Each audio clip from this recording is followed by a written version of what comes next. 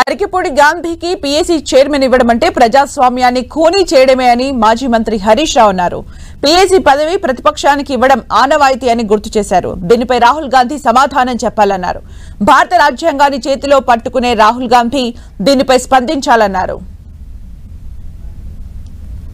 ప్రతిపక్షానికి పీఏసీ ఇవ్వడం అనేది ప్రతిపక్షానికి పబ్లిక్ అకౌంట్స్ కమిటీ ఇవ్వడం అనేది ఆనవాయితీ. అరకపూడి గాంధీ గారిని కాంగ్రెస్ పార్టీలో చేర్చుకున్నారు కదా, మీరే కండువా కప్పింది కదా. అంటే కాంగ్రెస్ పార్టీని పీఏసీ చైర్మన్ గా చేయడం అంటే ఈ రాష్ట్రంలో ప్రజాస్వామ్యాన్ని ఖూనీ చేస్తున్నారు. ఇలా రాహుల్ గాంధీ గారు చేతిలో రాజ్యాంగాన్ని పట్టుకొని నీతి వ్యాఖ్యలు చెప్తున్నావు కదా, నీ నీతి వ్యాఖ్యలన్నీ డొల్ల. రాహుల్ గాంధీ మాటలన్నీ నీటి మూటలు.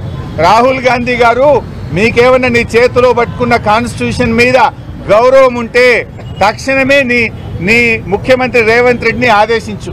కేంద్రంలో ఇదే పీఏసీ ఎవరు తీసుకున్నారు? కేసీ వేణుగోపాల్. కాంగ్రెస్ పార్టీ రాష్ట్రాల ఇన్ఛార్జ్ ఎవరైతే ఉన్నారో కేసీ వేణుగోపాల్ పీఏసీ అధ్యక్షుడు ఉన్నారు. మీరు ఎవరికి ఇచ్చిండ్రు? బీఆర్ఎస్ నుంచి కాంగ్రెస్ లో చేరినటువంటి అరకపూడి గాంధీకి పీఏసీ ఇవ్వడం అంటే రాజ్యాంగాన్ని నిట్ట నిలువున పట్ట పగలు ఖూనీ చేయడం, ఇది రాజ్యాంగాన్ని పరిహాసం చేయడం. ఇవాళ రాహుల్ గాంధీ గారికి కాన్స్టిట్యూషన్ గురించి మాట్లాడే నైతిక హక్కే లేదు.